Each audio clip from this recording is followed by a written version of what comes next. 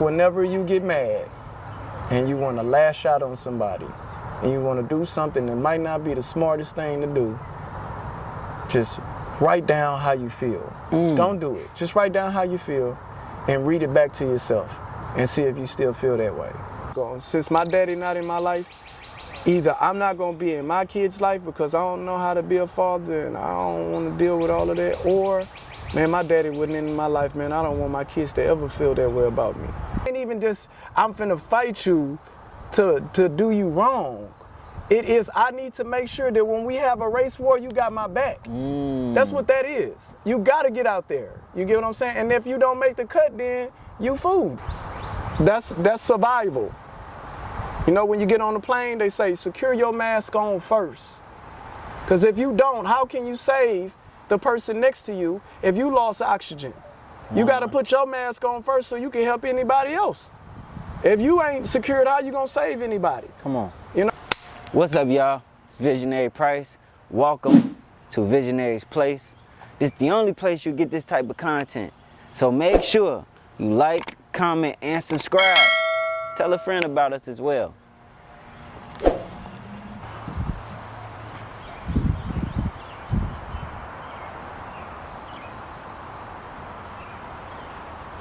See, when you mad at somebody and you decide to take it out on somebody else, the correct term for that is called displaced aggression. You see, that's only half of her problems, because she about to embrace 50 real soon. And the only thing she got to show for it is an apartment with limited room, a job that's hopeless, 3 sons that's reckless, a body that's deadless, because she drinks this and she inhales this. And honestly, I'm scared to hug her at times because I think she's infectious, but I ain't gonna even give her no energy because she'll lie to you before you can start feeling sympathy. So I'm just gonna save my ministry because I don't wanna feel the fire. I mean, I don't wanna fuel the fire. I don't wanna feel her head heatless of time or be late for her own funeral. And she wasn't dead, and it's sad too. It's sad too, because all her friends and loved ones told me how she was in school. She used to get her nerves to blues. Colleges wanted her from Prairie View all the way to Florida. She kept straight A's, even if it took being in after-school tutorials. I mean, even the people was rude. She was still nice. She's stupid to finish school and have this type of life. She just sad, trifling, and dumb, because all she want to do is put that stuff in her lungs. Dumbass had a good man, too. I mean, you can choose from any 3 of her baby daddies. But before you judge her, let's go back a little further. See, how in the mom's relationship wasn't good. She felt like her mama didn't protect her. So in that sense, she felt like her mama had no right to correct her. They ain't even really like each other. They just walked on eggshells around each other. She knew her mother was sick, but she didn't think nothing of it, because her mama convinced her that God was a healer, but when God didn't answer, she took a razor to her own leg and became a slasher. But before you judge her, let's go back a little further. Father was a hellraiser. He went to church, though, sat on the front row. He beat her mother to the point that the neighbors felt the licks. I mean, the beatings were that intense. He beat her to the point that the blood no longer pleased him. Good for her, but bad for her mother, because now her figure started to develop. And that only teased him. And when he touched her, she knew her father was perverted, so she told her mother, and her mother was alerted. But what could she do? They was in the same boat. So she just looked at her daughter with tears in her eyes and told her to cope. But before you judge her, let's go back a little further. She used to be sweet back when her nickname was Tweet. Now she joined in a league of females that we call freaks, and that was the stepping stone for her first 3 relationships to go wrong. That's how she ended up with 3 kids, coming from 3 baby daddies, and though I love her, I can't stand to be around all that drama, because it's hard for me to accept my mama before she was my mama. What's up, y'all? It's Visionary Price. Welcome to Visionary's Place. This is the only place you get this type of content. So make sure you like, comment, and subscribe. Tell a friend about us as well. What's up, y'all? It's Visionary Price. We are at the Visionary Place. We got a special guest. As you heard, his poem was so impactful, with so much experience. This person has been in poetry for 15 years. He was able to tour the country several times, pack out events, pack out shows, and he also the co-founder of Poetry or Die. My man, KHALID. Welcome to the show, man. Bless King. For sure. Pleasure to be here, man. Pleasure to be here. For those that don't know you, can you give a slight introduction to who you are? My birth name is Michael Keith Rito. My last name is Creole, so, but I'm born here in Houston. I'm from Greens Point, the northwest of Houston. From Albuquerque, which is Section 8. Government assisted, baby, you know. So, you know, just, that's who I am. I am a black man that loves poetry, that loves to uplift the community and build and destroy, which means like build up and then throw away the stuff that, you know, that slows us down, like chew the meat and spit the bones. That's pretty much who I am. You missed a major key to, you know, the part of your life, you know what I'm saying? To experience prison at 15, you know, it's not nothing to glorify, but it's definitely something that really makes a man, especially at 15 years old. What was the actions that led you towards prison? You know what I'm saying? Like, what did you have to go through to even knock on that door? Not having my father around, you know, so you don't even know what your identity is.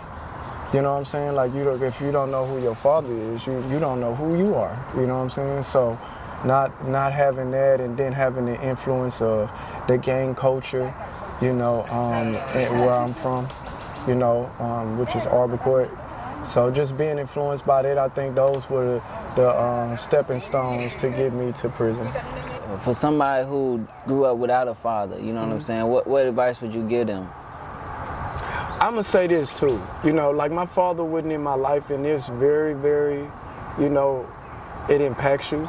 You know, I think we're at an age where everybody is more concerned and give more light to mental health awareness. You know, in my era, you know, you didn't get to cry.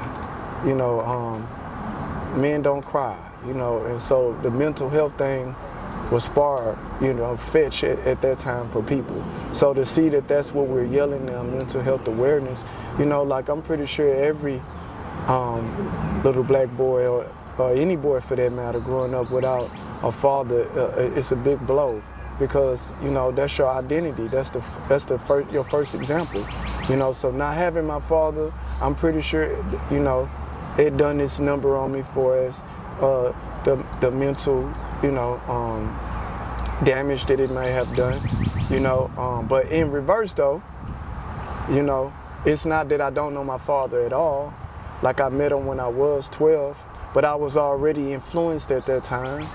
So looking at my daddy parenting, like, I wouldn't be the man that I am today if I actually had him in my life like that. Do you get what I'm saying? Like, I know I wouldn't be the guy who I am. The steps that I took, all the mistakes that I made me who I am today. So I wouldn't be there to make those mistakes. You get what I'm saying? So I wouldn't even have those experiences. So if they did occur to me, I wouldn't even know how to handle them. You know what I'm saying? So now that I have that experience, so that's the mercy that I have, you know, with me and my father relationship, or the lack thereof, is that if he was there, I wouldn't be the guy who I am. Now, I'm not saying that I wouldn't be a great person, but I just know not having my father in my life plays a big part of why I'm a big part of my kids' life. And I was going to ask you that. I've heard that you have kids, 3 kids. I have 3 and 1 on the way, all boys. So that's the driving force to stay in their life? Because a lot of people repeat the cycle. They be like, I ain't have a father. You know what I'm saying? So what is your driving force to stay in your kids' life? Well, I think anything that's traumatic in somebody's life, either it's gonna make or break you. It don't matter. Going to the army, fighting overseas, going to prison, fighting in them. You know, if you make it out, either it's gonna expose your lower character, or it's gonna make you a better person. So either I'm not going, since my daddy not in my life, either I'm not going to be in my kid's life because I don't know how to be a father and I don't want to deal with all of that, or, man, my daddy wasn't in my life, man, I don't want my kids to ever feel that way about me. You know, like, they hear him say daddy for the first time. How wouldn't you want to see that? You know what I'm saying? To see them walk to you, you know, when you come home. They just learned how to take their first steps, and you don't want to see that? You know, like, I know animals that have, you know, more compassion for they kittens. You know what I'm saying? They have more parenting instincts for their kittens, you know. So it's kind of like subhuman to see a cat, you know, protective over their kittens that they don't want humans around versus, you know, your father like leaving you in the street like he littering. You know what I'm saying? That make you feel like trash. Yeah, like he just threw you to the side. You know what I'm saying? Yeah. So I had to learn through trial and error. You know, my community raised me. My neighborhood raised me. No matter if it was good influences or bad influences, that was my influences. Do you forgive your father? Yeah, I think for the most part, simply because, man, he only knows what he knows. You know, you gotta realize, if I was born in '83, so his ways are even more outdated. You know what I'm saying? That's right. Like, even with your education level. If you got a GED or a high school diploma in the 80s, like, you probably should go get an update. You know what I'm saying? Because it's outdated, like. That's back then. Yeah, you get what I'm saying? So his ways and his train of thought is of the old, and he probably doing the best he can in the capacity that he can mentally. You know, I mean, I don't know whatever his struggle is with his dad. That's beautiful. You get what I'm saying? Like, I don't know. You know? Nah, I don't know how long it would take for you to unpack that, but that shit really beautiful to be able to see that. But like, you know what? I give him grace. Boom, you in the streets, you stealing cars, whatever you doing. You know what I'm saying? Where was your mother at the time? You know? Man, my mama was trying to be a mama. You know, like, there's no manual to parenting. So whatever she went through as a kid, she bringing that in when raising her kids. So whatever that she didn't accomplish or that she didn't receive, or whatever trauma that she has, you know, we don't know. Did it break her or did it make her? You get what I'm saying? So did it make her be the best parent that she could be, or did it stagger her? You know, or maybe she's still trying to heal. You know, and then you gotta realize, my mama born in the era too where, you know, mental health is not a thing that you just say out loud like that. That's a fact. You know what I'm saying? So yeah, it sounds, you know, and that's the black culture. You know, we kind of come from a lot of trauma. Like, it's layers and layers and packs. And when your parents both struggling from trauma, the product of that goes to jail or end up dead. Things like that. What was the knucklehead thing that landed you in prison? You know what I'm saying? Like, that you did. It wasn't by yourself, with your crew. Like, you know what I'm saying? Okay, so before I actually went to prison, I just didn't go from 0 to 100. No, I thought you did. Yeah, no. Like, the first thing I did was... My next question is, we know where it came from, we know how it's going now. What's your plans for the future for it? Me being a visionary, and I know more ideas is gonna sprout from this. I do want to be able to impact people, to be able to innovate new in this culture, especially when we talk about poetry, because poetry is super slept on. So if I can continue to get eyes into seeing people's story and helping poetry grow, let's do that. I think me and my friends, we broke into a daycare. And we kind of just vandalized, you know, took the little change that might have been around. It was more vandalized. But the crazy part about it is we made the news. So as we finish, you know, wrapping up, tearing these people's stuff up, you know, we on our way, I guess, going home. And when the news come on that night, like, our mom called us in the living room and it's like, what is this? And we on the news, vandalizing everything. So that was the You first could see thing. yourself? I could see myself. I could see myself. Wow. You know. What you wanted at that time? I think, like I said, at 12, I think it was just on the news. They never caught us or nothing. So it just, you know, Gotcha. that was the end of that. But that was the first thing that I done, and I made the news. It's crazy, you know. So then the second thing I did was, I think me and my friends, we broke into Funko Land. I think now it's called GameStop. But at that time it was called Funko Land or something like that. And they like sold a whole bunch of video games, Nintendos. Y'all basically was taking all of it. Yeah, and I got caught for that. I got caught. I ended up getting probation. So now I'm on probation. So from that probation, now, you know, like I said, I'm not glorifying anything. I wish I didn't have to do these things, but being in the environment that I was, not having my daddy around, so not having that source of income around, like I was getting ready going to the 9th grade and I was having the same clothes on that I had in the 8th grade, you know, and so my mom came to me and was like, you know, like you gotta make a choice. Either I can give you some school shoes or I can give you some school clothes, but I can't get you both. So you might need to call your dad. So now at this time I met my dad. I spent the night over his house, you know, so I know him, you know, but, you know, I don't know him like that, you know, so I asked him for some school clothes and he was like, nah, you know, you say you bowdy and rowdy, you know, and I hear you out there doing crime, then you should go out there and take yours. That's what he told me, you know. So I was like, okay, you know, and I actually did do it, you know what I'm saying? I actually went and done it, and in the process of doing it, I got caught for aggravated robbery. You know, I wasn't trying to hurt nobody, I was just trying to get some school clothes, you know, but I got caught. I ain't tell on nobody, you know, so it was 4 of us, 2 of us got caught, the other 2 got away. And because it was happening so much at this time, I think, they was just trying to make examples out of everybody that was robbing people at the time. So they certified me as an adult. Wow. Yeah, so, wow. You know, they said that, you know, the judge hit the gavel and said I'm grown. And what's so crazy is I can't even buy alcohol. But you can go to... But I can go to prison. So when they hit the gavel, right? Did you know how much time you was facing? Well, from the time from an aggravated robbery, it runs from 5 to 99.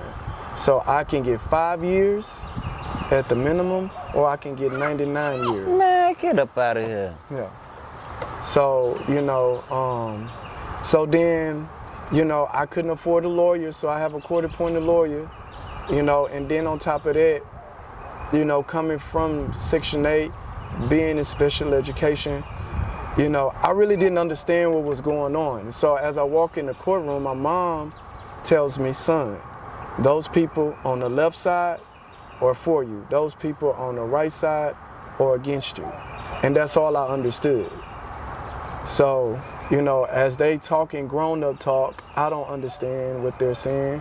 You know, the defense, I don't understand. All of this is triple jabber to me. You know what I'm saying? Like, at this time, even though I'm in the 9th grade, you know, when I'm in prison, I did a placement test, and I'm reading on, you know, a 5th grade level. You get what I'm saying? So listening to the judge saying all these motions, you know, I don't know what's going on, man. You know they talking about y'all somewhere. That's all I know. And I know the person on the left side is for me, and the person on the right side isn't.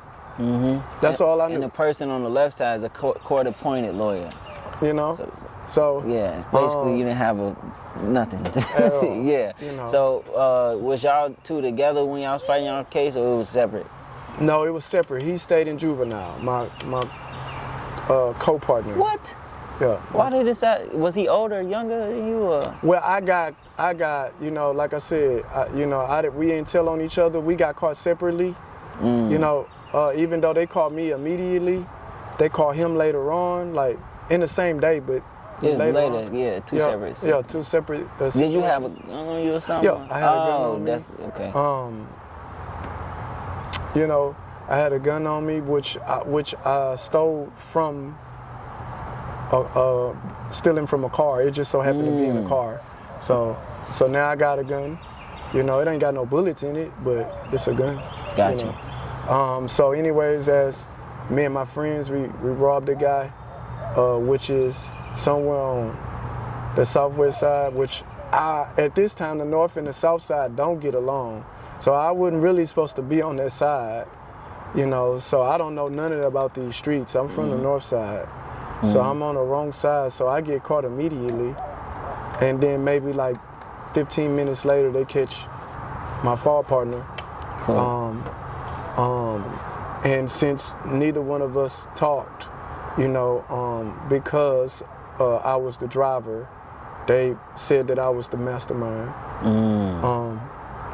And so they certified me as an adult, and he was still able to get tried in the juvenile system. So he went to juvenile, and then I went to prison. The judge gave me 6 years. So did you have to do your whole 6, or was it like, you know? Yeah. So I did. I went to prison twice for the same situation, meaning I made parole after doing 3 years of my time, and I got out, and then I went back in. Because you violated parole? Because I violated my parole. So I went back and did my other 3. So I was there twice. Gotcha. And that's when being in there, the second time is when I discovered poetry. We're going to talk about that. Yeah. So, okay, boom, he banged the gavel. What's going on in your head right now? Do you understand what's going on now? He banged the gavel, bam, guilty. I know that he's saying that even though I'm 15 years and 1 month, that you are grown now. I knew that's what the gavel meant. I knew that. And I knew what 6 years meant. And I was fighting my case for 1.5 years, so I knew that I was probably going to be in prison not that long, and like I was 5. going to come out. Yeah. But my mom, she just lost it. You know, she didn't understand that. But I did, you know. So, cool. So I was grateful that I didn't get 99.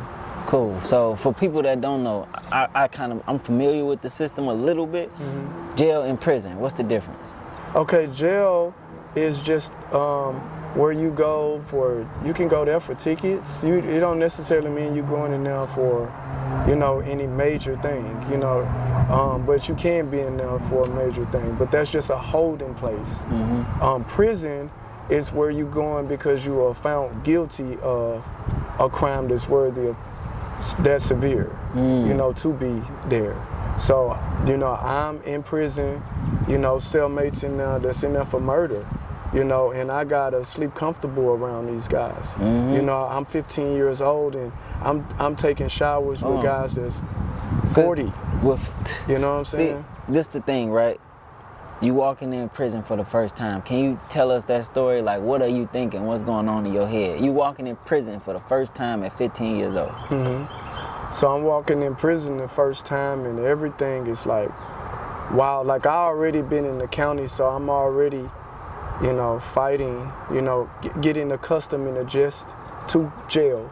You know, I'm understanding that this world and the free world is totally different. There are 2 different worlds. They're on the same planet, but they 2 different worlds. Just the customs and it's totally backwards. It's unhumane. It's barbaric. You know, so being in there, you know, they're asking you, you know, where you from. You know, then when you tell them where you from, they tell you where the group of people, like if you from Houston, and they say, well, hey, Houston people over there. The Houston car over here. Yeah, so when you go there, you go talk to Houston people, they say, where you from? Or I'm from the north side, south side, or whatever. Well, y'all are together automatically. And you will fight, you know, it's called being checked. They're going to check you, you know, and you get your fight, and you don't curl up, you don't bow out. It don't matter if you win or lose. You get your fight, you good. You know what I'm saying? So You fighting grown men. well, no. Well, yes, you are fighting grown men, but in this prison, they try to separate you a little bit. Okay. So I slept with where the kids were. Okay. But you still intermingle with the grown-ups. You can't prevent it. They try to, but you can't prevent it. Like, we still got to walk the same hallways. We still got to go in the same shower. We still got to eat in the same chow hall. We still got to work the same plantation. We all still got to pick cotton. Cool, bam. So when my brother first went to jail, he did prison. He did 15 years, right? Yes. He said the first 4 to 5 to 6, he frustrated because he thinking about his time. He got hella long to go. How was your first bid? Man, you have to realize, you have to adjust to this new world. Just think of the Army, just for a little while. Like, before the Army, bro, you woke up at 8, whatever your body told you to wake up, you went and ate some cereal. You know what I'm saying? You could brush your teeth today, or you don't have to. It's whatever you want to do today. You know what I'm saying? You know, the trash man come at this time. You know, the daily life, the daily routine. It's a pattern. Yeah, it's totally different in now. You know what I'm saying? It's barbaric in now. You can't eat from the opposite race bowl, or it's gonna start a fight. You can't sit on the opposite race bench. You'll start a race war now. You'll start a riot, bro. You get what I'm saying? So just imagine that the only people that can sit on this side of the room is black people, and the only people that can sit on that side of the benches is Mexicans. And then the white people, you get in the back. So it's like reverse racism in there. It's a crazy world in there, bro. It's different politics, right? Yeah. Going in there not knowing that, did you mess up anything? Like, oh, I did this wrong. That was my first fight. That was my first fight after me being checked or whatever. My first fight was, okay, so in prison they have like different Mexican gangs. You got the Tungo Blast, you got Texas Seneca, you got the Mejiglis, you know. So I'm in the cell with a Mejiglis, and those Hispanics, they really, Spanish, I'm gonna say that, those Spanish people really got broken English, the majority of them. So it's disrespectful for me to sit on his bottom bunk. But because I'm from the freedom of sitting everywhere, it was hard for me to adjust to those rules. So, you know, I kept on sitting on the bunk, man, and, you know, and the speaker of their gang kept on seeing me, and it was like, yo, y'all gotta go in there and handle that. So my Muslim brother, who I don't even know that he's Muslim at this time, I just look at him as a black guy from Houston, Duckman, which is one of my great brothers who got a life sentence. So a kid at this time, he has a life sentence. Crazy. You know, he'll never come home. You know, he'll never be able to have a child. He'll never be able to watch sex. Netflix. He'll never be able to have sex. Just all of that, you know, for the rest of his life, for something that he did as a kid. And they say that your mind ain't even fully developed at a certain age. It's not. But they'll deem you as an adult. You know, you can't drive, you can't go to the club, you can't drink alcohol, you can't buy cigarettes because you're too young. But you got a life sentence. But you got a life sentence, and you got to do it with this 40-year-old man that's in here for murder. I slept comfortable with murderers. I slept comfortable. You know, I ate with them. You know. Yeah. So, and some of them are not everybody in there are bad people. In there, you got the dopest creators. The dopest rappers, the dopest singers, the dopest artists. The most creative people are in there. Yeah. You know? Your first bid, right? So did you have to send out a letter for them to be like, hey, we gonna let you parole out? Like, how was that process to parole out for the first time? Paroling out for the first time, you got to give them a number, which I gave them my mom's number, which they already had. And then they call your mom to make sure that they have a safe environment away from felons and guns to see if you could parole there. Your parole officer probably would go there before you even get out, you know, just to make sure the home is, you know, approved by them. Boom. So, bam, they approved your stuff. What you thinking? Like, I'm finna get out here and do what? I'm finna get out here, man, and be around my family and be free and eat free world food, you know. So, you know, just, you know, do my chores. You know, like I want to wash dishes. Hey, I've been in here. I wanted to get a job, man. You know, I never had a job. You know, all of you're that. 18 now. Yeah, all of that. I think I'm just pushing 19. You know, at this time. Yeah. So yeah, like I all of that, man. I missed the prom. I don't know what that's like. The driving at 16, 17, being a senior. You know, I had to get a GED. You know, I had to get my education in there. I also took college classes, college courses. You know, so my education didn't stop. But at this coming in, Yeah, you know, it was at a certain rough. point. Yeah, it was rough. Got you, cool. So your idea when you came home the first time was to do good, be I want to around. get a job, man. I want to get a. What happened though? You Hey, listen. Listen. I am in prison working for free. I'm picking cotton for free. That's crazy. You telling me you gonna pay me $10 an hour to do this? Yeah, I'm yeah. on it. Yeah, facts. I'm on it. You was You going know, hard with the work. I'm on man. it. Well, how you deterred though? You know what I'm saying? You went back. I didn't go back for another crime. I went back because I didn't pay my parole fees. I didn't have the money. That's fucked up. That's what it was. I didn't commit another crime. Damn. Yeah, this first visit in prison had me right. I already became a Muslim, you know. Oh, I was gonna ask you that. Was you Muslim before going in? No, I was not. My household, you know, we knew God, but my mama didn't make it, you know, a part of the household that we had to go to church. You know, in my household, I mean, we believe in God, you know, but we just wasn't active like that. So I didn't know God and that for us a personal relationship with Him until I went to prison, you know, and became a Muslim. See, I like Islam, you know, the culture, and it got a lot of different things that resonate with me, you know what I'm saying? I even got Arabic tatted on me, you know what I'm saying? I got the Ankh as well. I love that, you know, so Islam, is that something that's forced on inmates? Because I notice a lot of inmates, when they go in, they convert to Muslim. Even my brother did, you know, so what is that? I'm gonna say this, bro. It's kind of like, say for instance, all you do is drink soda. I mean, your favorite soda. We call it pop from Chicago. Okay, pop. All right, so mine is probably strawberry Fanta. Gotcha. Tastes good, bro. For sure. Scrumptious. And you've been drinking it for 15 years. You know, what's your favorite meal? You like it.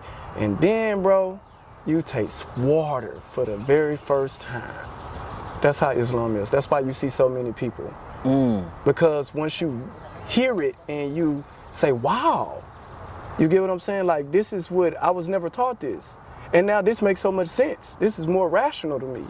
You know, it's kind of like, oh, now I change my appearance. Now I want to get an education. Now, you know, my vocabulary is up to par. You know, now, you know, I'm able to, you know, think straight and be able to have a deductive decision making, you know, what's the right thing and what's not the right thing to do when I reintegrate back in the free world, you know? Did it teach you some sense of fellowshipness, like loving another, you know, loving other people, loving your brothers and stuff? Man. Yeah, that's what I meant. The brotherhood, man, is so amazing in there, man, to see so many brothers come from different walks of life, no matter if you was this gang and separate gangs, and you know, I come from a family of this background, you know, my family this background, and then Islam bring everybody together. It's amazing, you know, to see brothers pulling each other up, that you are able to be, you know, a new man when you come outside. You're able to have a family and lead them. You're able to be that productive family member for your whole family. You know, that you're able to you know, to guide them. That's cousins, uncles. That's not just, you know, your own kids. It's just, you know, your nieces and nephews and cousins, you're able to, you know, because now you learn something different than what you was learning in its habitat. That's a fact. You know what I'm saying? So to learn something totally new, and the truth is like having that glass of water, man. It's refreshing. You know, so yeah, it's like, yeah, I don't want to go. I mean, soda cool. It's cool now. How long did it take for you to take your Shahada? Okay, so I actually took my Shahada in the county. So in the jail part of it. Because I was there for like a year and a half, man. I was there fighting my case for a year and a half, so the Muslims are already there. Yeah. You know what I'm saying? So I was learning Islam and now, so I took my Shahada in now. Did it help you when you went over to the prison? Did it make things a little bit easier? Well, no, not in the beginning because nobody actually knew that I was Muslim.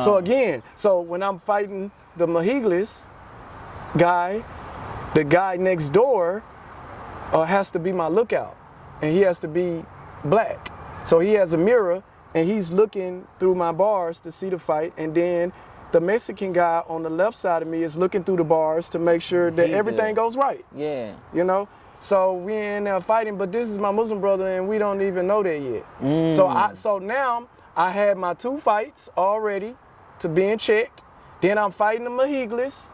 You know, so now I'm like, yeah, I feel like everybody against me. Yeah. You know what I'm saying? And then my Muslim brother next door doesn't know that I'm Muslim at this time. So he just looking out for a black man. He don't know that I'm Muslim. So he just looking out to make sure that, you know, don't nothing bad happen in the cell. Like we ain't hitting each other with a lock. We just having a fair fight. That's what the look out for. You know. So after we have the fair fight, the head Muslim finds out that I'm Muslim because your travel card has the crime that you in there for. So if you in there for like anything bad, they own you. They own you. Yeah. Yeah, your paperwork is there as soon as you get there. So it says that I'm Muslim already on my travel card. It says how old I am. It lets them know where I'm gonna be. Question though, right? So is it a way for somebody to go in prison and just strictly mind their business and not have to do none of that? Like they out the way. It's almost impossible for you not to get in a squabble, man. I got you. It's almost impossible. But you can. You can do it. Yeah.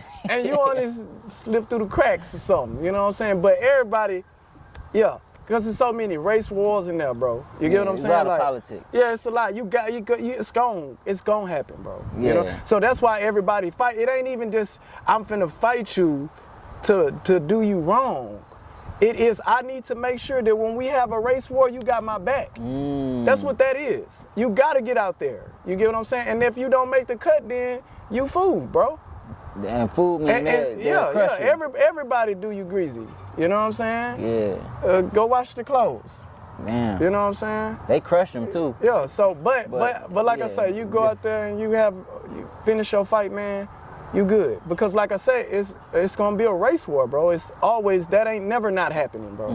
You know, now it can be calmed down, you know what I'm saying? We can't come to a truce, but that's the biggest thing in there, bro. Gotcha. You know what I'm saying? Okay, cool. So, boom, you ending your second bid, like you damn near a year away. You know what I'm saying? What's the mindset this time? Like, all right, this is what I'm about to do when I get out. I just feel like, man, they kicked my sandcastle down. Like I was like on the 4th tier. Like I got a job, you know, and I went back now. I got to start all over. I ain't do nothing this go around. You get what I'm saying? I got to start over again now. I'm not too confident. You know what I'm saying? Like, because I didn't do anything this time. I had a job. I mean, I didn't get paid that much because I got to tell them I have a felony. You know, you see the cycle now? I see it. Yeah, like, for sure. Yeah, so. Boom. The second time, what are you introduced to change your life? You know what I'm saying? Was it a different mindset? Well, like I said, I wasn't doing any of those childish things that I was doing before. I'm not gonna say that I wasn't around the same people because that's who I grew up with. These are my friends. You know what I'm saying? So I still, you know, fellowship, and I still do talk to some of them to this day. I mean, we grew apart, You know, a lot of us have, but you know, you got lives. Some people probably in jail that I don't even know. Like you got lives. So That's a fact. yeah. So Question though, right? Where did poetry come from? okay, so in my second bid, I have a cellmate who was a white guy. His name was Joe. The Aryan Brotherhood wanted to make him a part of their organization. And I just didn't feel like he was a racist person because he's my cellmate and we having a great time. And it's like, when you go to prison, you gotta be a part of something. You know what I'm saying? Like, you gonna be a part of something. Either you gonna go here, be this, you gonna go there and be that. You gotta be a part of the different organizations. You have to. You know what I'm saying? And not saying that you can't be a loner, but that loner is a long road.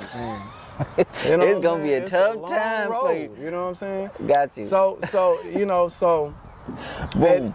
at this time, you know, I'm trying to tell him about Islam. I'm like, man, Islam is beautiful, and I'm giving him pamphlets. You know, he liking it, so I tell him to come to our services, which is called Talim. So I tell him to come to Talim. He comes and he has a great time. And then, like, one of my Nation of Islam brothers, which I'm not Nation, I'm Orthodox, I'm Sunni Muslim.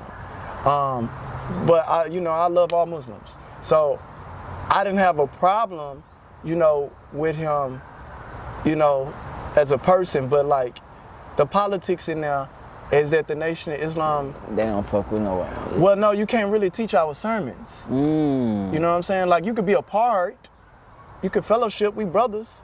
But you can't teach your teachings, because that's not what we are. Like, we welcome in all. You know, so he would just get up there and say how the white man is the devil. And then it deterred my friend because he's saying, I might as well go with my people if I'm going to be around some racist stuff. I might as well go with my own race, you know? So I was like, no, it ain't like that. It's just him. It's like, come back with me again. So he was like, okay, I'm going to come with you again. So we go to Talim, and again, it happens again. And now I'm so mad at my brother that, it got real heated that they broke us up, you know? And I used to confide into this old guy named Mr. Man, Christian guy. Always give me the best advice ever, you know. It'll be something real short, simple, but it's real, like, cut dry wisdom, you know. And Mr. Man didn't have a great big education, you know, but his wisdom was there. The years was there. He was every bit of 50-something, 55, or something around that area. I come to him with my problem and say, hey, man, I got this friend who I'm trying to introduce to Islam. He's a white guy. The white guys are pressing him, trying to make him this, and he really ain't for it, but he gonna go there if he gotta go there. But, you know, he really like Islam, and I don't know what to do because my Muslim brother always saying some racist stuff. And he like, well, you know what? He called me by my last name, Brother Rito. You know, maybe you need to pray about it. And I said, man, you know, man, God take too long, man. I need some now results. You know what I'm saying? Like, this is happening now. Like, he finna end up being a part of this organization any minute now. You know what I'm saying? So he was like, well, Brother Rito, that's the only thing I could tell you, man, is the prayer about it, you know? And I'm just not happy with, you know, the answer. And at this time, we are eating lunch. And Mr. Man always loved to watch Oprah. He watched Oprah faithfully. You know, he was like, Oprah had this psychologist up there, and he said, hey, look, whenever you get mad, I don't know what episode it was, I don't know. Hey, look, whenever you get mad and you want to lash out on somebody and you want to do something that might not be the smartest thing to do, just write down how you feel. Don't do it. Just write down how you feel and read it back to yourself and see if you still feel that way. And Mr. Man say, ooh, Brother Rito, why don't you do that? And I was like, oh, man. But hey, man, I got 3 years. I ain't got no time. So I wrote it. I wrote it. And it wasn't a poem. It was just my thoughts. And Mr. Man couldn't read that well. So I brought it to him because, at this time, second time around, I already done got my GED. I already got my education. So now, I'm just taking courses to pass time, So I just got a whole bunch of useless knowledge in my brain, that I write with my poems, or whatnot, just my experiences. So anyways, I wrote down and I'm reading it back to Mr. Man. I'm reading what I wrote down and just one part rhymed. It was just one part. It wasn't intentfully. I was just writing my thoughts down. And I read it to him and he was like, I like that, Brother Rito, especially that part right there, it rhymed. So then I decided to write my own poem. And it was called My Prayer. And it was just everything that I've been going through, from my teen, from not having my dad, from being in prison again for something I ain't even do nothing this time, bro. Just because I'm without, I gotta go back to prison again. But That's anyway, crazy. so, and I wrote my first poem. So now it's Saturday night and everybody, rapping, beating on the tables and stuff, it's rap, And I went over there and I did my poem. I asked them, hey, look, I ain't no rapper. I ain't got no rhythm like that, but I got something to say, And they stopped the beat for me and I did my poem and it was lit. And that was this guy, from Houston, cool guy, always used to eat with me and stuff. He seen me having my fights and stuff in there, because I'm battling in between being a rolling 60 Crip and being a Muslim, so it's like, I mean well, but this is all my friends over here, but this is where my heart desires, so I'm pulled in between the two, right? And this guy said, hey man, when you get out, my brother got a little poetry spot, man, you can come and do your rhymes there. I'm like, yeah, all right, cool. That was the end of that. He was just a cool guy, But once I get out of prison and I go to my first open mic, I see the same guy there. The same guy that told me when I got out, hey, holla at me, bro. I got a brother that got an open mic. And I'm at an open mic, and it's called the Poetry Lounge. And he was like, hey, look, man, that's my brother over there, 7. He got his own poetry shows, man. Rock with him. That's who I was telling you about. So it's a small world. Yeah, so that's crazy how that happened. Yeah. I interviewed 7, so to even know you went to prison, you found out his cousin or whatnot, and then that's how you met 7. Yeah, his brother was in the dorm with me. So after that, you started going to the Poetry Lounge and just, being there frequently, or like, what was it? Well, the very first time I went to the Poetry Lounge, like 7 didn't know me, so I didn't follow the rules at the time. Like, I think I came maybe like 10 minutes late or something, and the list was filled. So he just told me to come back, the next Sunday, and I was like, okay. So at the time, me and my baby mama was together, and we went up there together, and I performed. So 7 gave me my first opportunity on the stage. Oh, okay. Yeah, my first opportunity came from the Poetry Lounge. For sure. Then after that, you started like being a frequent there, like almost there all the time. Yeah, I started, I wasn't the best, but I didn't mess up my first time, because I done went over this poem. I be the same I only way. got one poem, you know what I'm saying? Got you, but you started being there at Poetry Lounge every Sunday. Yeah, I was every Sunday Poetry Lounge poet, every Sunday, when it was on Milo at the Shadow Bar. Got you. So 7, found out that me and, his brother was in there together, and so seeing coming there, every Sunday, trying to be a part of the Poetry Lounge was tough. What you talking about, like actually like a member of it? Yeah, I was trying to be. Like once I started to see the scene, which again, what I remember as a kid, being in school, is totally different from the system in prison. You gotta adapt to all these and now different I'm trying systems. to adapt to this, and I didn't choke my very first poem. I knew everything, but what bothered me is, you know, being in prison, I was giving sermons, which in Arabic is called kupas. So I was giving kupas, you know, in prison. So having the ability to speak in front of an audience wasn't too far-fetched. Yeah. But what was crazy was, in prison, there's no women. So now I'm at the Poetry Lounge. It's women It's looking the at- hottest place at the time. 7 has the hottest poetry show probably in the nation at this time. You know, I might be a little biased because at this time, all I know is Houston. I haven't toured, you know, yet at this time. So Poetry Lounge is life, you know. So I wanted to be a part of his organization, you know. So I'm trying to figure out, you know, how can I be a part of it?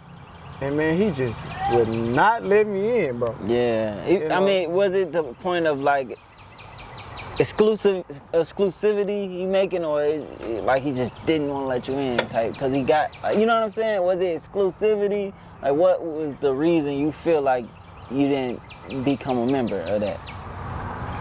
I'ma say this.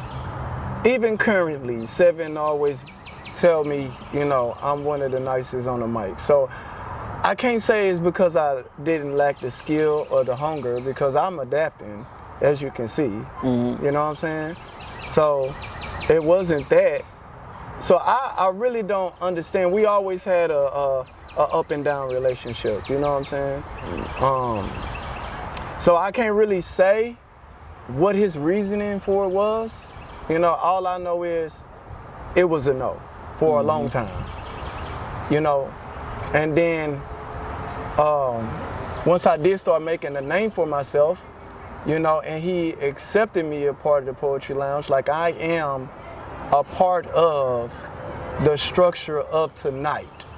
You know, I'm a member now. Like, you get what I'm saying? When you say that, you mean like for the itinerary, if you was at the Poetry Lounge, you're gonna be in the spot. That's basically Most what you're definitely. saying. I don't have to be there on time. Okay, I got don't you. have to. It's like I have a responsibility.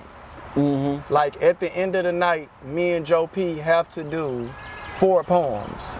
I have to do one. He does one. We go back and forth. That it kind of looked like a cipher a little bit.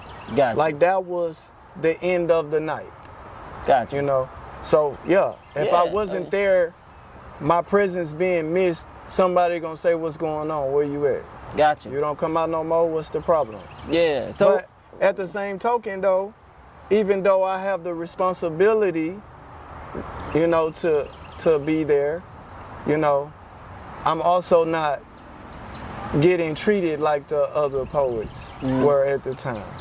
You know, which what you mean? Like, what you mean by that? well, like, for instance,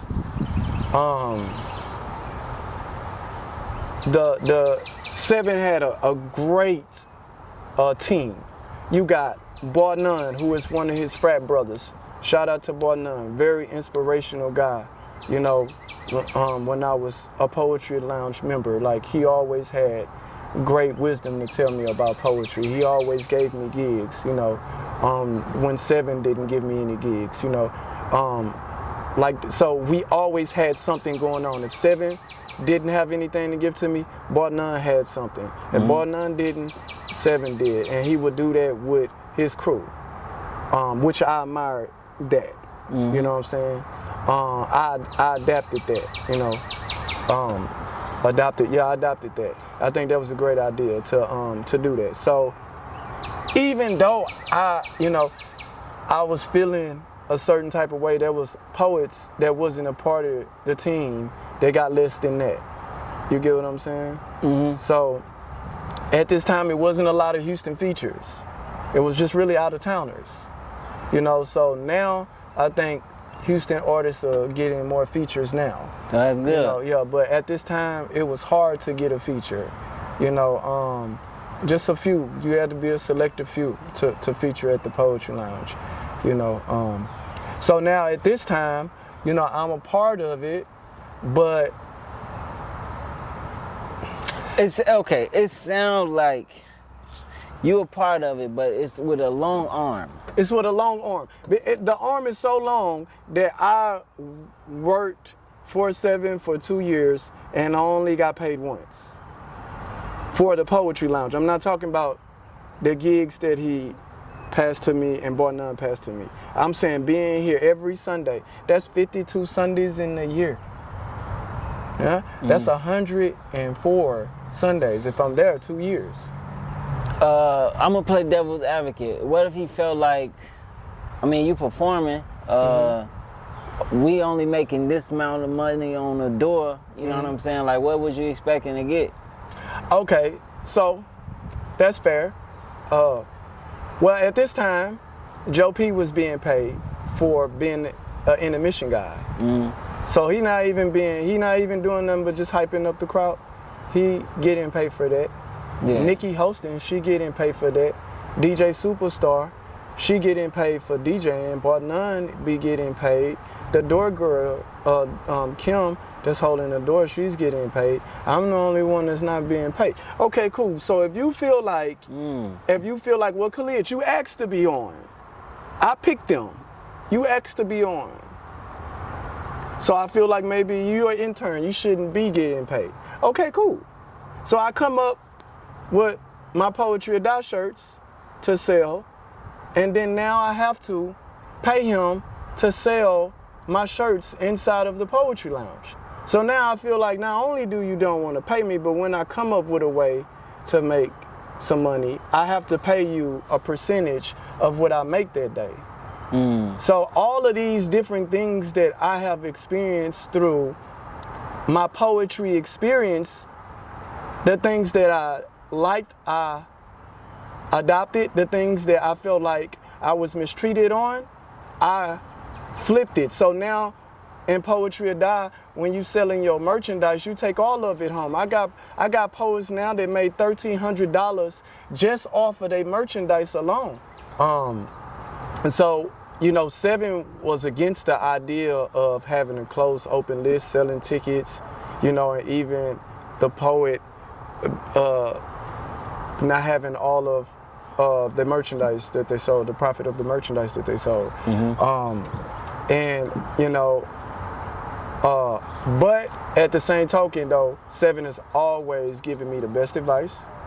He's always, when I always call him, he always pick up, and, you know, I'm always welcome on his mic. You know, he showed me love. He always say out of everybody that came out of his camp, I make him the most proudest because of what I am doing.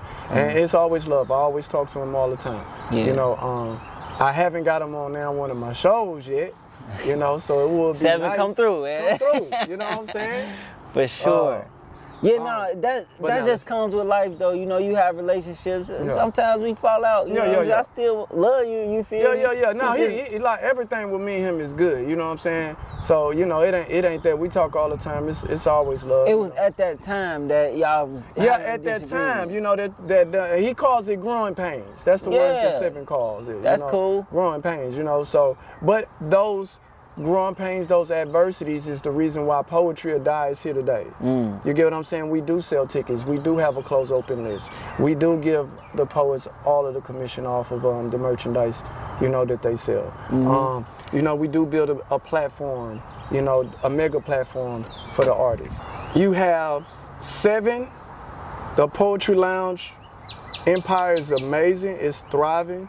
Then you have another spearhead in the community, which is Black Snow, a great godfather of poetry here in Houston. He's been running for, you know, 15 plus years, maybe even more than that. He's like the godfather of it. So these like the big poetry spearheads, you know. So now my class of poets, which is the Joe P's, the Nickies, the Choices, some of these people you never heard of before, but they help build the platform that what you see today. And I explain why. So now you have these newbies to Seven. We're new. Seven been here longer than us. He's our teacher, you know, at this time. You know, so now you have Laro, you have myself, you have Choice, you have A1, you have Ryan. We are all opening up our open mics. We are all young guys opening up our open mics. And I decided, me and Laro came up with, decided that we wanted to make our own group together. So we at his house, and he like, hey man, you know, come on, what we gonna name it? What we gonna name it? And at this time, Puff Daddy had Vote or Die. You know what? I ain't gonna even bring it. We gonna take that part out. Cause Puff Daddy is going through some things right now. Yeah. So at this time, I'm at Laro house, and I'm like, hey, look, so what we gonna name it? You know, he was like, you know, let's name it Poetry or Die. And I'm like, yeah, that's a dope name. You know, like that's a dope name. So we named it Poetry or Die, but at this time, Poetry or Die was just an open mic. You know, it was nothing, you know, at this time. It was just an open mic. But when I hear Poetry or Die, it sounds real extreme, like from the outside in. It's like, nigga, you either gonna do poetry or you gonna die. Like, that's it. It's nothing right on. in between. Well, at this time, like, when you look at it, nobody accept poetry in the mainstream, man. That's a fact. You know what I'm saying? So it's like, it's either like, you know, either it's either this or I am dying in the industry. Do you get what I'm saying? I'm literally am. Like, you don't want to let us in any of your award shows. You don't want us to perform. You know what I'm saying? None of the BET awards, they don't put us there. Facts. You know what I'm saying? Every now and then they might mess with one or two of us. I think the best thing that happened to poetry was Def Jam Poetry at the time. Yes. And that only lasted like a couple of seasons. Agreed. You know what I'm saying? So I don't want to mess you up with the story. So y'all at Laro House, y'all come up with Poetry or Die. Yeah, we come up with Poetry or Die. We like, all right, this is what we gonna name it. Okay, so now it's a whole bunch of young poets at this time, but the ones that I listed are the ones that are probably gonna be the ones that chaperone over the culture for the next generation, like myself. Gotcha. You know what I'm saying? So these are the ones that came out of that litter, which Laro is one of those. You know, I think Laro helped with this community tremendously. You know, especially with the Poetry or Die. You know. So for my familiarity, you know, I interviewed Laro, I interviewed the Sevens and stuff like that, right? When I interviewed Laro, he did mention that he helped start Poetry or Die. From what I know now, it don't seem like y'all are together. You know what I'm saying? Yeah, we not. Okay, so now at this time, right, we coming up with a new concept, and we present it to Seven. Joe P, myself, Nikki the Kid, which is pretty much what Poetry or Die is today, which is it's a closed open list, right? Half of it is your performance. The other half is you being able to build your own fan base instead of waiting for that viral moment, waiting for the Grammys to holler at us, waiting for BET to holler at us. Like, you build your own. And if you do go viral, that's just add on to it. You get what I'm saying? So we work on poetry professional development, you know, so that's what Poetry or Die really is. So we have these events every month, you know, that prepare you for a big stage, for just in case you do go viral and you gotta make your own tour. This won't be foreign to you. You will be able to adjust. We already put you through that. Yes, you know. So that's pretty much what it is, because we are going viral. Poetry is here. You know, everybody in Houston is doing a great job. All of the communities, you know, from the Poetry Lounge to the Black Snows to the Right About Nows to the We Go Lives to the, you know, and all of the other ones that I didn't name at the moment. It's a lot of them. So Houston is thriving. We kind of like the hub right now. Yeah, for a fact. Yeah. I didn't even know how big it was out here. Nah.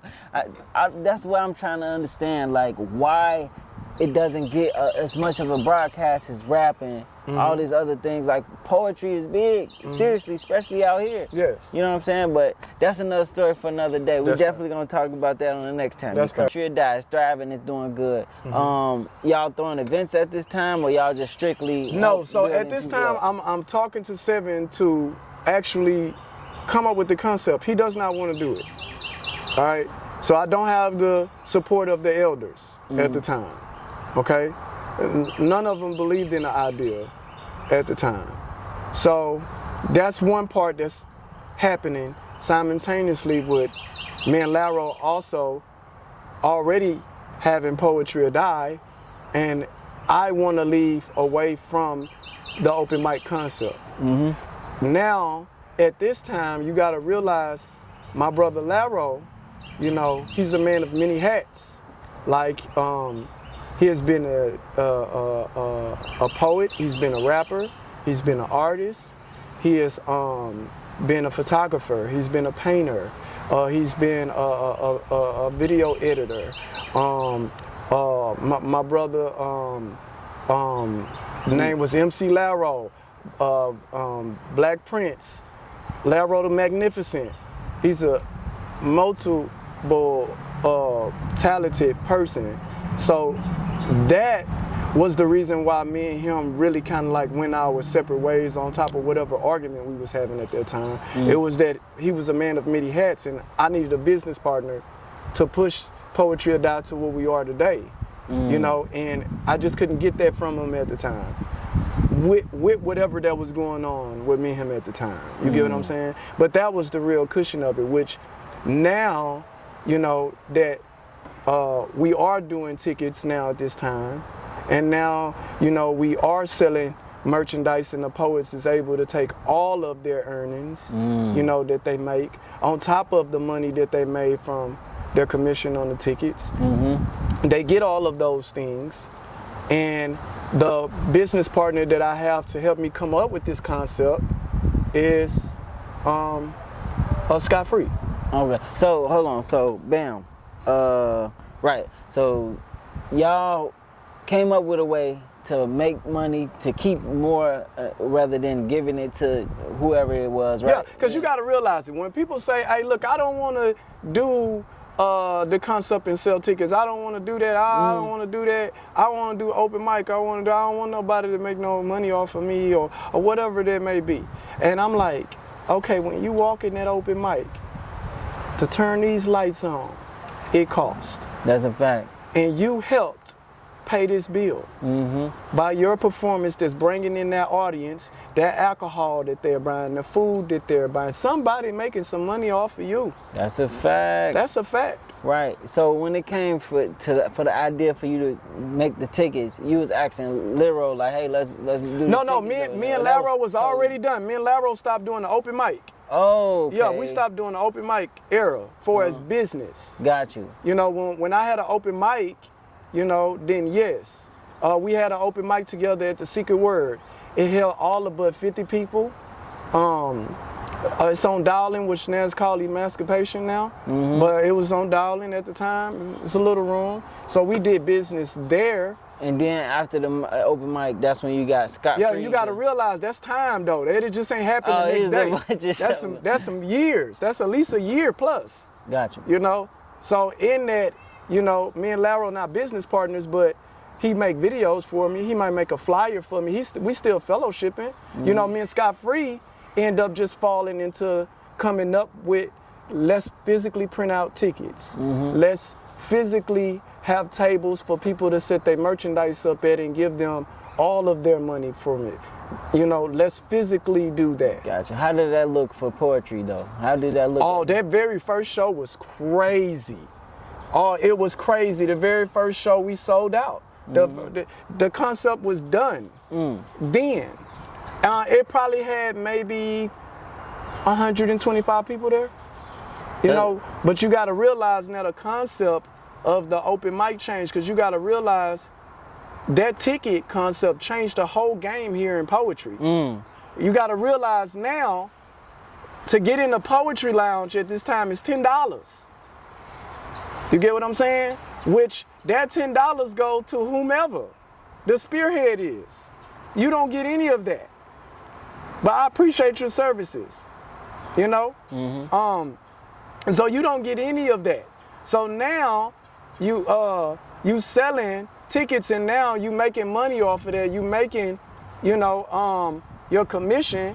But now when you go into this open mic, it's nothing and it's $10. But then the poets are actually making money, so the demand is different. So now the ticket price change. So now the open mic, to compete, they have to change their prices as well. It's the whole shift. The whole game then shift now for you to keep up.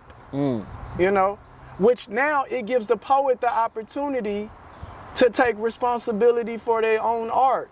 Like, somebody is making money in here off of me.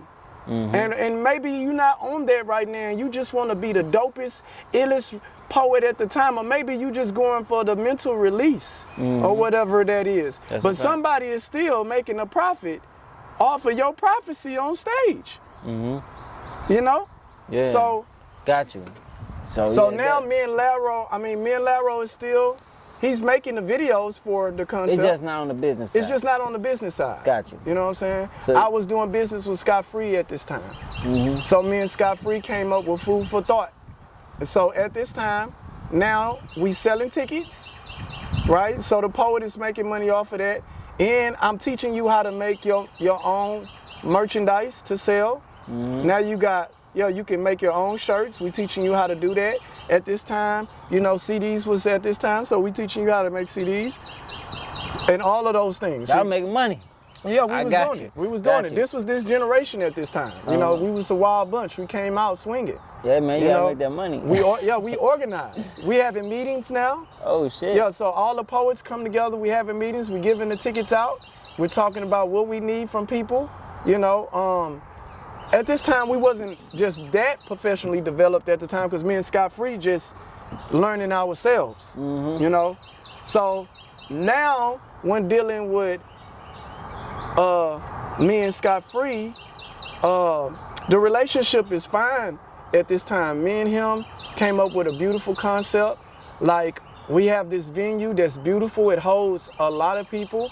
People bought tickets to it. At this place, you're getting food, so we call it Food for Thought. You're getting poetry, which is food for thought. That's we hard. feeding you. That's hard. We also, it's drinks in here. We have music. It's a nice event. Where to shift at? Because I feel like you're going up. You know what I'm saying? And what goes up must, you know what I'm saying? Yeah. It is what it is. So You know, so I guess this is where the shift came in at. Me and Scott Free had hit multiple venues from that venue, because we bought our venues. We didn't let well, you know, when you are doing the open mic, the majority of the time that the package that the venue gives you, hey, look, you bring this amount of people and I'll pay you this. Or my bar got to make this much before you make. Y'all said forget that. We said forget that. We're going to buy the whole venue. Yeah. You know what I'm saying? We're gonna do our own thing from the top to the bottom. You know? So me and Scott Free is doing this at the time. And it's going really well. You know, it's starting to make some noise.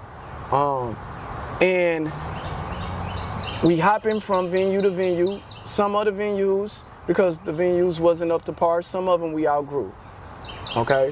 Because it was growing. So now at this time, did I say Laro or Scott Free? I mean Scott Free. Okay. So now at this time, you gotta do a lot of edit, bro. It's all good. We're gonna get it. Okay. So at this time, me and Scott Free, like I say, got the Food for Thought going. It's going well. And we have to hop from venue to venue, you know, because maybe we outgrew it, or maybe things wouldn't happen right with the structure of it. Maybe the air conditioning wasn't working for one of them. The restrooms was out for another one of them. So we hopped around. Then we went to some of them where it was just too packed that we had to get a bigger venue, you know. So now as we hopping through, one venue, it lost the air conditioning. So we don't have any central air in here. Yeah. And Scott Free wasn't there, in my opinion. What do you mean? Like he wasn't available? Well, he wasn't available in my opinion. At this time, you know, he was married to his first wife at the time, and he was going to school. So he would leave, like we had a late show. I think it would like start at 10 and end at midnight or something like that. So he would show up and we'll do the business and then he would leave. Like we'll have the show, we'll see how much we made that night. He'll take his portion and be like, hey, I got school in the morning, I'm out. Yeah. And I'd be like, you know. So I took that for a while. Then now, we can't even be in this venue no more. It's not even safe anymore. The toilets don't work and the air conditioning don't work. So now we without a venue for like 3 months. I don't talk to Scott Free for like 3 months. Yeah, this is the guy who I make money with all the time, you know, consistently every month. So with this time where y'all not hearing from each other, was it more so like y'all got to get y'all shit together separately, or is it more so shit like let's figure this out, or I'm just not gonna talk to you at this? To be honest with you, I don't know. It could have been either one of them. The point of the matter is I don't know because we never talked. Yeah. I don't know if it was because of something ill or something just because life is happening. Got you. I just know I ain't talked to him for like 3-4 months at a time. Then you decided to reach out, and what was that like? Or he reached out, what was that like? Well, no, I just kept with the mission. You know, when you got a business partner you making money with, you know, and y'all friends and y'all know each other, you know, and you go from talking all the time to not talking in 3 months, listen, man, poetry is bigger than just one person. It's bigger than me. You know, I'm going to be dead one day, 100 years from now, people ain't going to know me, bro. You get what I'm saying? So that's going to be forgotten about. You know, my house is going to be somebody else going to own it. You get what I'm saying? Like my car is going to be scrap metal. But this is here to stay. This is here to stay. That's a fact. You and Scott Free doing y'all ticket thing, y'all crushing it. Where was the downfall? Because unfortunately with life sometimes, you know, it's going to be a downfall. It's just what it is. Right on.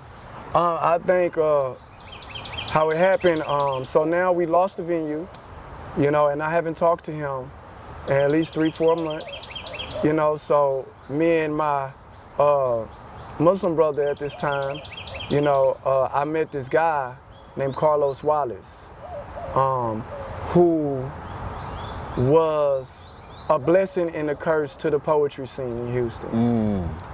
You know, the blessing is that, you know, Carlos, you know, helped me organize Poetry or Die. At the same token, he single-handedly tried to dismantle the poetry community and poets' careers.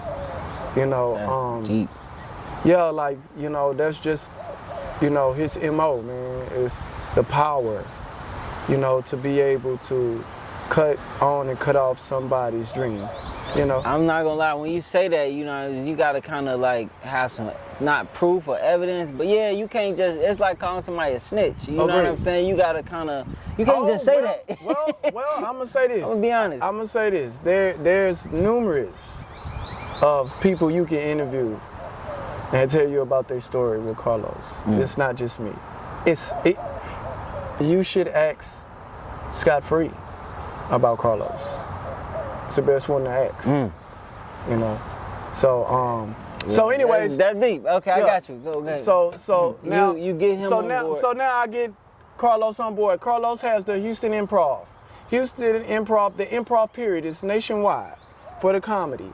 So now I met Carlos, who has the plug on the improvs in Texas. So it wasn't just Houston.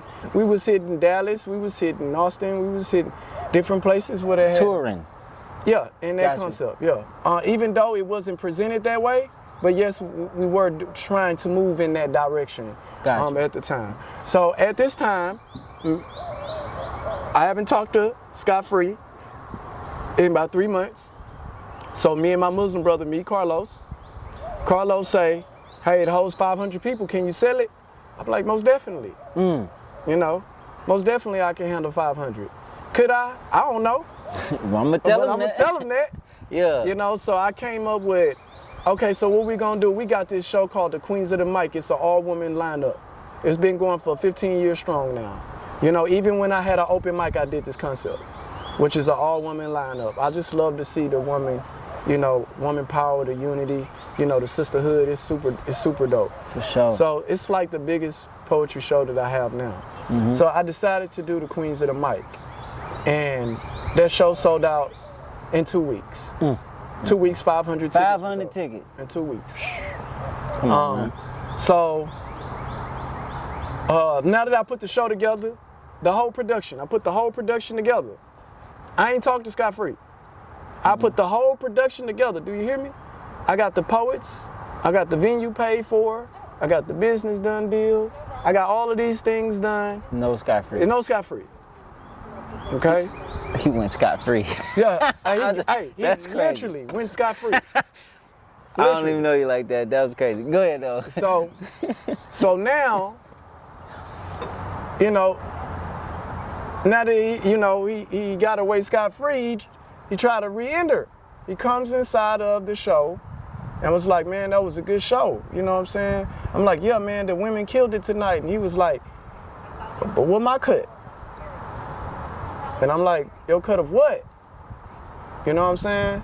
Like, you wouldn't hear, bro. Like, you don't even know this guy who I'm getting the venue from. You don't know nobody, you know? So he was like, well, you know, I feel like, you know.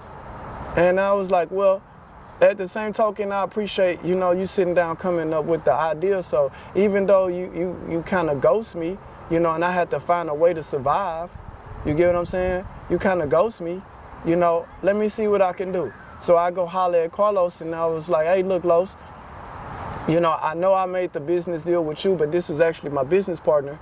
And I wasn't talking to him at the time, so I ended up bringing my Muslim brother along with me, you know, but he actually is my business partner. I wonder, can we negotiate? And he was like, absolutely not. He was like, I did that business deal with you. And I respect that, you know.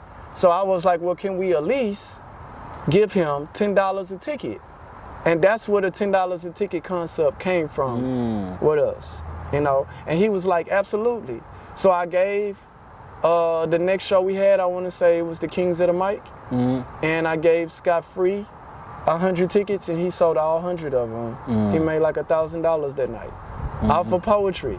You know, right then and there, the very first show of the concept that we came up with, you know. And, you know, so he you know, so that was cool. So now, the fall of, so we coming in rocky, as you see, me and Scott Free. Yeah. We coming into this a little rocky now. And I'm still trying to hold it together, right? I see, though. I see it sounds like you was doing your best you can, but keep on. So I'm trying to hold it together, you know. The friendship, the business, I'm trying to just keep it all together, you know, the best way I can. So now Scott Free birthday comes, I want to say in May. So the Queens of the Mic happened, I want to say November, right? October, November, one of them, you know. The women always used to come out in their boots, their fur boots. So I know it was during the winter time. So his birthday comes around in May and we have a show called Mayhem, right? And he has this band, he got his CDs together, he bought a few hundred CDs, he paid for a band, you know, he really pulled out all the stops, you know. So Carlos calls him because there's a band that doesn't fit on the stage. The band is too big. He got like a 5-piece, 6-piece band. It was too much for the stage to have the DJ and the band there, right? So I'm calling Scott Free because Carlos called him and he couldn't get in touch with him. So surely he'll pick up for me, you know? So I'm calling him, he doesn't pick up. So now the Improv has a policy that when you open the doors and let people in, do you hear how late that is? Wait. Okay? Okay, what I'm saying is we got there at like 3. So I've been calling the show, the doors open at like 7. Okay? Yeah. So he's not answering for us. That's a whole long time. It's a long time. Got you. So now because the doors are opening, you can't move anything that's not already planted on the ground in the facility when people come in because of the insurance policy concept. You know, like a drone. You can't have a drone flying around once people come in now because of the insurance policy. Gotcha. So they don't want you moving the band equipment. They don't want you doing any of that once you open those doors at 7. Doors open. So you're supposed to be there before 3 to 7. That's your time. I'm calling them, man. Don't pick up, bro. So I'm forced to make an executive decision. So it's like, okay, so here we go. This is what I learned in prison. Okay? How to navigate through life. And I use this on my day-to-day. Right? You have approach, and you have avoidance. Right? Approach is when you have 2 great scenarios. All right? The podcast is doing well, and they want you in New York, and they're gonna pay you a salary of $100,000 a year, right? Also, Atlanta, the same deal for the same exact money. So those are two great scenarios. And when you have two great scenarios, you choose the one you're gonna win the most in. So if you have family in New York or Atlanta, or you've been dying to go to New York, or you've been dying to go to Atlanta, that should be the reason why you choose. Those are when you have two great situations, you choose the one that you will win the most in. Then you have approach avoidance. When you have a great scenario and you have a bad scenario, you choose the one that you're gonna win the most in. Yeah. Right? That's what rich people, billionaires do. Yeah. Right? So then, and the last one is avoidance. It's when you have two bad scenarios. You choose the one you're gonna lose the lesser in. Okay? That's survival.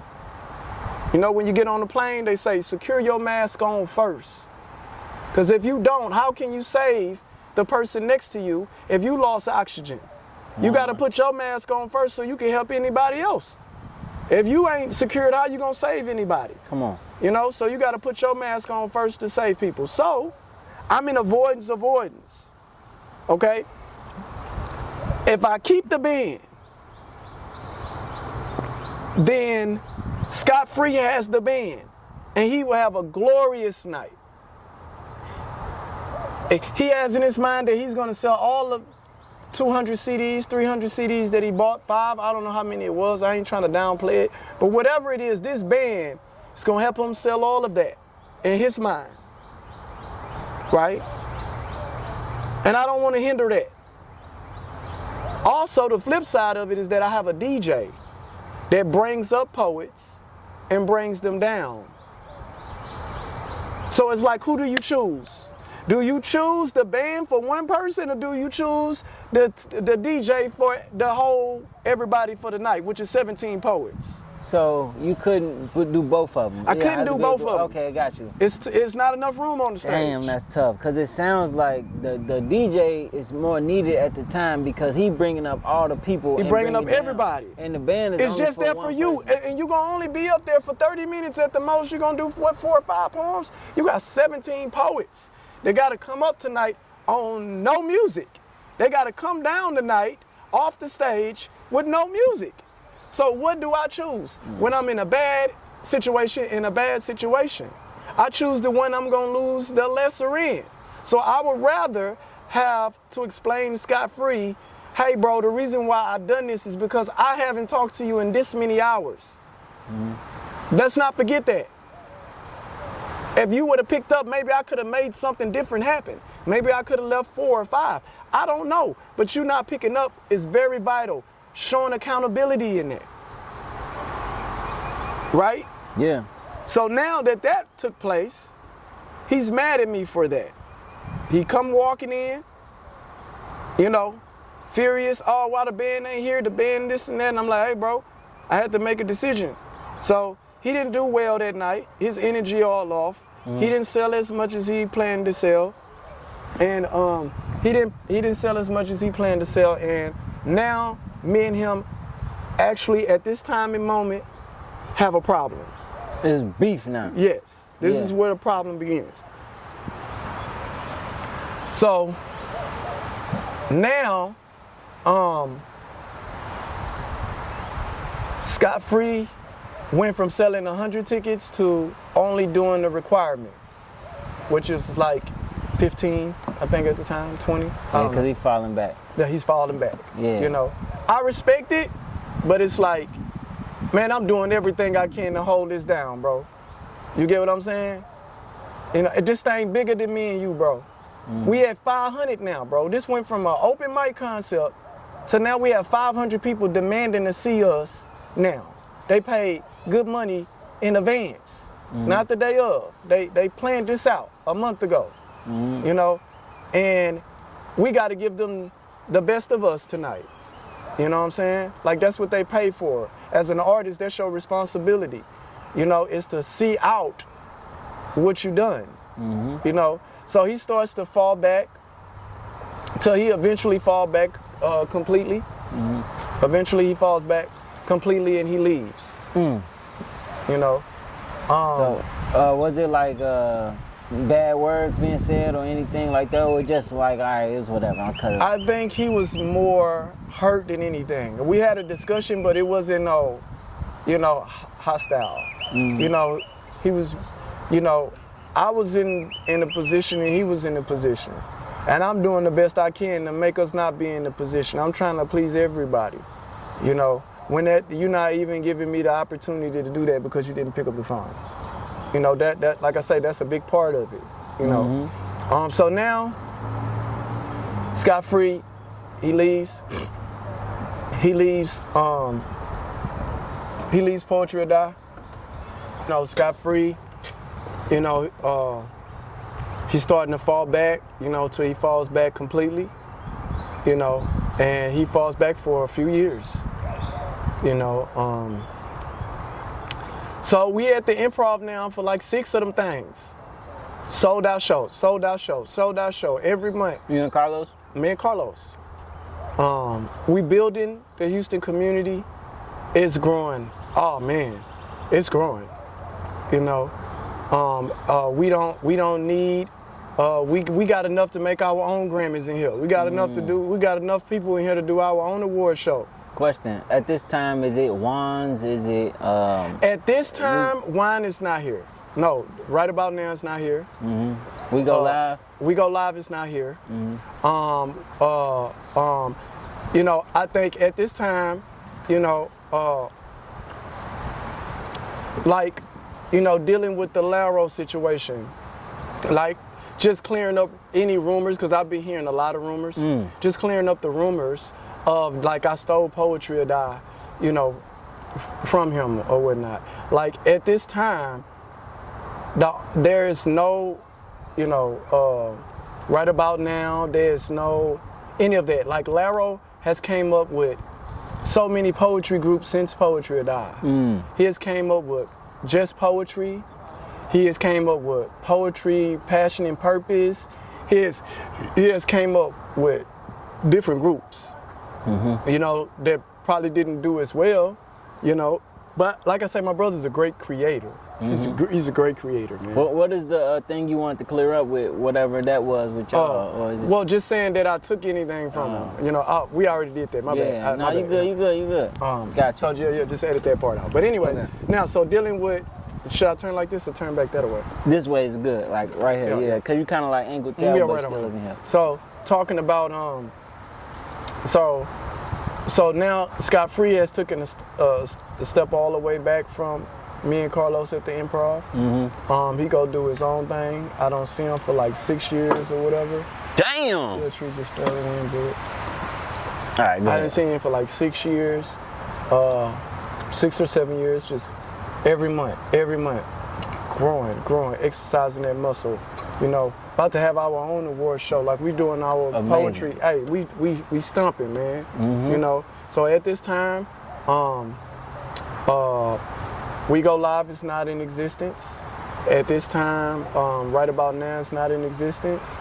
The only thing that's really thriving at this time is, again, Black Snow, Poetry Lounge, Poetry Lounge, and me and scot-free. You and Carlos? Me and Carlos at this time. Yeah, me and Carlos. And everything else would be for a little while, and then, you know, it's not easy to do, man. We just make it look easy, but it's not, you know. Okay, real quick, what's the secret sauce to make it this long? Like, you've been doing this 15 years with Poetry or Die. Like, what's been keeping y'all going? What's keeping us going is to keep the main thing. And if you ain't adding value to the value, then you devaluing the value. Yeah. Gotcha. You know? Yeah. Okay, good. Nice little game right there. Appreciate that. Okay, cool. So, you and Carlos, did that spearhead as well, or did y'all stay cool to this day? No. So, okay, so now this is how everything crashed and crumbled, in my opinion. So now you got scot-free taking a step back. You know, he's gone for like 6 years. Me and Carlos' relationship is thriving. You know, we knocking it out. We're going to Dallas. We in Houston. We are, you know, doing those different things. I'm on tour. You know, I've been on Eddie B's tour. I'm already professional developed. He's a school teacher, a good comedian friend of mine that went viral. You know, and he took me on tour with him. So I toured the nation like 4 times, you know, with him. And in the process of this, you know, you and Carlos, are y'all working still with the poetry or die, or is it? Yeah, it's like it's poetry or die. You know, Carlos got his own poetry group called Soul Poetry, which, you know, me and my side of the community do not align with. But we don't acknowledge it. I don't look at it as a poetry group. I look at Carlos as a person who wants to take away from the poetry community, and he dazzles things in your face, you know. But you know, nevertheless, you know, what we created was great. You know, personalities is separate from your art. You know what I'm saying? Yeah. You don't separate know that business. Yes, you could be a great artist, but be a messed up individual. That's you know. a fact. So anyway, so now at this time, me and Carlos is thriving, and then, you know, it's a big downfall. Me and Carlos have a fight, a falling out, and I start doing my poetry separate from him. But before I do that, I see Scott Free. Now years done went by, okay? I see Scott Free at an open mic with his new wife. So life has changed for me and him both. That's a big gap, right? So I see him, and I ask him, can I talk to him outside? We go talk, and I invite him back, you know? Say, hey, look, man, you know, I don't know exactly what we went wrong, man. I did the best I could, you know, could we move forward? And he was like, you know, basically no. He didn't say no, but you could see it was no, you know? So I was like, okay, cool. You know, I love you, bro. You know, keep pushing the poetry community forward, you know. Went on about my business. I have a falling out the next week with Carlos, and I take my business, you know, elsewhere, because he kind of like took over, kind of like kicked me out of it. So I went and started over. And then that following week, Carlos and Scott Free are doing business together now. Do you see that? Yeah. Enemy of my enemy is my friend. Yeah. So now I see that going on. You know, I still don't say nothing, bro. I stay over there with my poetry group, just steady building the community up, just keeping the main thing. You know what I'm saying? You know, just trying to make sure that the poetry community, the babies, the people that's under me have a better experience than what I had in the beginning. I don't want them to experience those hunger pains, those growing pains that I had. You know, I don't want them to experience those growing pains that I had, so I'm coming up with things to alleviate that, you know. So that's all I'm focused on, you know. So now I see that they're working together, taunting me, you know. So now this is where the disrespect come in at. This is where all love is lost for me. You know, is that now Carlos and Scott Free decides to make a documentary. You know, they decide to make a documentary. I think they put it on Hulu, I don't know, Amazon, I don't know. They put it on something. You know, like they made a documentary of how poetry got started in the Houston Improv. And they left me out of it completely. Never uttered my name. And it's like, what? It's like, regardless of however you format in that documentary, if you want to highlight Maya Angelou or anybody in that sort, for you not to talk about me who brought the poetry concept there is blasphemy. That's like reading the Bible and Jesus' name is no longer in there. Can you imagine reading the Bible and it ain't even no red letters in there no more? It's crazy, ain't it? Yeah. No, they took away everything Jesus said out of his mouth. They just took all the red ink all out of the Bible. Yeah. Like, that's blasphemous, bro. All the hard work that I done. And you just over there making a whole documentary about it as though someone else did it other than me. All because of what? Because of a band? Yeah, I mean, Cause of the envy? Nah, yo. So anyways, yeah. I don't say nothing, bro. I'm still building. I'm just doing my thing. I don't mess with nobody. Huh? Hey, listen, if I don't do nothing, my reward is with Allah. If I don't retaliate, man, I get more blessings. You know? If you strike me and I don't strike you back, I get more blessings. But if I strike you back, he don't hold that against me. Strike for a strike won't equal for equal. But I didn't do anything, you know, because that's my brother and I can try to sympathize with how you feel. Yeah. You know? So anyways, so now they doing all of that. The pandemic comes. Everybody on lockdown. We get off the pandemic and I get a Facebook tag from Scott Free and Laro. They tag me in the post. And the headlines read, all KHALID, no matter how you feel about KHALID, you know, or whatever personal opinion you got with him. Side note, just that sentence within itself, whatever somebody feels about me is only because of the lies that has been spread about me. Do you get what I'm saying? Yeah. I have done this, I have the all KHALID a bad businessman. When you really look at it, how am I a bad businessman when I gotta look out for 17 other people? Yeah, Scott Free, you are my friend, but if I look out for you, then that means I'm abandoning 17 other artists tonight. You get what I'm saying? But when you tell that story, it's like, oh, KHALID took the poetry show from me. Yeah. Oh, KHALID didn't, you know, took the poetry or die from me. Okay. You know? No, for sure. So I am gonna say this, right? I was taught that there's three sides to every story. You know what I'm saying? It's your story, their story, and the story. You know what I'm saying? So I can't confirm or deny anything you saying, but I can be a good listener. You know what I'm saying? Listen to see. You know what I'm saying? What's the truth and what's going on? You know what I'm saying? I feel like you're definitely speaking from a place of experience, so I can't say you lying, but I can say, like, have you ever thought about stepping into the shoes of them? Like, it sounds like for me what you're saying.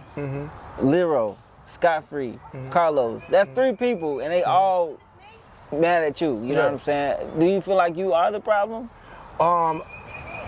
Because I came up with the intellectual, I'm the only one that can actually move it. I mean, think about it. Why y'all haven't done it again? Why am I at 700 people and Carlos and Soul Poetry are invisible? Like, why? If I am the problem. Yeah. You get what I'm saying? As well as Scott Free. You know, if I'm the problem. Laro has made many of other poetry groups since. He's a creator. That's my brother. I love him. You know what I'm saying? Like, we always good. You know, we might disagree, but that don't change our relationship. You know, Scott Free, if he would get out his emotions, you know, about something that I had no control in the first place, and if I have to choose between you and the poetry community, well, I showed you what I chose. I choose everybody. Do you think it'd be a conversation with you and Scott and it'd be okay, or it's I've tried. I've tried numerous of times, so much so that it's kind of like being frowned upon, like I'm begging now. You know, and it's like, hey, listen, I don't need you, bro, at all. I would love for us to work together just so the poetry community be stronger. The younger people will be able to see us build magic again, and not just the remnants of old buildings, monuments that was up. Yeah, you know what I'm saying? I could say if y'all was able to make 500 out the gate and change that up, you know what I'm saying, in the time where y'all was cool, what y'all can do now? I'm gonna say this again. I didn't sell that 500 with Scott Free. He wasn't on that first one. Oh, I thought. Well, y'all came up with the ticket. Yeah, concept. we came up with the ticket concept together. Very much so. We did. You know what I'm saying? Yeah. So, but what I'm saying is, now that part took place, we in off lockdown, I get a Facebook post by Laro and Scott Free saying, no matter how you feel about KHALID, you can't say deny the contribution he has done to this community and what he has done. And I'm like, wow, for real? Who mad at who? My initial thought was, who mad at who? What all of a sudden made you change and give me my due diligence? Like, what happened between you and Carlos? That now you are telling everybody that Khalid is the one that brought poetry to the improv. Why you didn't say that in a documentary? Why you didn't look in that camera and say, hey man, no matter how you feel about Khalid, that boy loved the Houston poetry community. And before it had 700 people here, we was just all an open mic concept. Now it's like I'm building friendships with people out of state and making it bigger. You get what I'm saying? Like this is bigger than a band. This is bigger than coming up with a name. It's bigger. You know, it's people's lives, man. On top of, we got a goal that we all striving to. We all trying to get to that promised land as a community. The whole poetry nation is trying to get our own recognition. We are not being recognized by everybody else. We're fighting for that. And we all in there now. Scott Free, you might go this way. Seven, you might go that way. I might go that way, but we all trying to get to the same promised land. That's a fact. You know what I mean? I like that. Yeah, for sure. You know? I think that's what we definitely can agree at, you know what I'm saying? I started Visionaries Place for a multitude of reasons, but definitely one of them was poetry does not get the light, period, that it deserves. You know what I'm saying? And to be able to shine that light on the poetry community, I think that's the goal that everybody want to accomplish. So one day, hopefully, we can have a sit down on Visionaries Place, you, Scott Free, MC Laro, 7, whoever the tension is from. What if we can get y'all together and we can have something? You know what I'm saying? Right on. Y'all are passionate about what y'all do. We can agree on that, right? Agree. Come on now, what would y'all do? What would y'all make? I'm gonna tell you this. I'm gonna tell you the reason why I think it won't work, bro. I think they have let it go by so long that it's been going by so long you just can't even make up. You get what I'm saying? Like, it's like you used to your habits, you used to your patterns. It's like if you made up, then, you know, like you done let it go far so long that it's, you know what I'm saying? Like, how can I just stop the momentum of what's going on and just quit? I mean, I kept up this face for this long.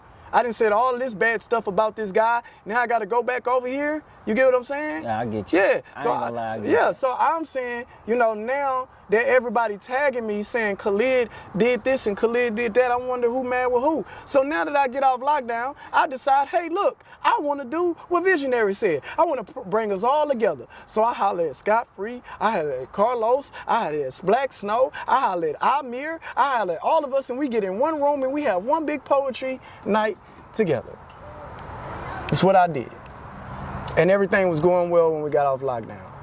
I even brought Carlos the monster with us because I had a way to tame him. Well, how I'm gonna do tame him is I'm gonna give everybody a spreadsheet and not just one person. Because when he had one person's spreadsheet, he was able to manipulate it and mess up so many poets' lives. Hey, everybody that's over there is sold. Carlos is not gonna give you nothing, bro. He's not gonna prepare your poetry career nowhere. He ain't done nothing for none of us but take half of our portion. That's all he does. Look at the comedians. They don't even rock with him no more. So I urge every poet out there, you know, me and Scott Free and Laro and 7, we might have our ups and downs, but I will say that they love this poetry community, fam. Carlos is just out for the profit and butts and seats. So y'all stay away from him. Everything else is to your discretion. You know, you choose where side you want to be on or not. But stay away from Carlos Wallace and soul poetry.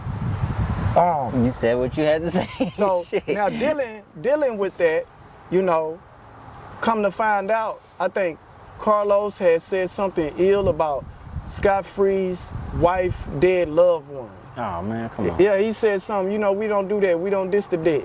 So he said something like that. But listen though, this is what I need you to understand. They fell out when I wasn't talking to neither of them.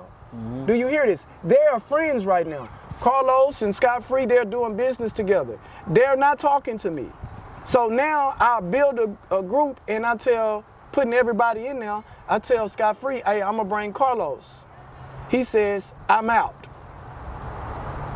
So now the beef that he's mad at has reignited now. Like all the stuff that's old, you know, the CDs, the birthday party, the band, all of that's old now. We done made up, family. Mm-hmm. Yeah, so Scott Laro too, that's my boy. So that's what I'm saying. So I can't be all this bad and me and Laro is so close. You get what I'm saying? I get what you're saying. Hey, Scott Free, I don't owe you nothing. I ain't take no money from you. I ain't slept with none of your past exes. I don't, you know, I ain't said nothing. I ain't done nothing to you, Scott Free. I ain't done nothing to you, bro. You know what I'm saying? So for me, for you to have that much is at the end of the day, King, the same thing I feel with you and Laro. Y'all wasn't expecting poetry to die to be as big as it is. You know, when I was an open mic and when, you know, it was cool, but I run a tight ship because I got a mission, bro.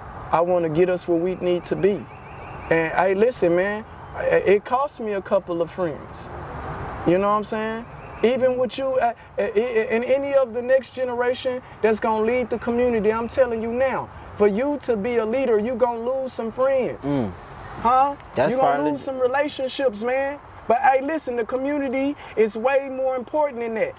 The poets that's in the 12th grade right now, the poets that's in the 9th grade, the 6th grade right now, you building it for them. So you're going to lose a couple of friends if you're doing what God wants you to do. When you are pushing the community and people are starting to see the work. Hey, it was just a dream at first until I built it. You know? Having 500 people, 700 people in there for poetry sounded crazy for me and Laro in Scott Free. That sounds crazy. On a consistent basis. I'm not saying doing it once.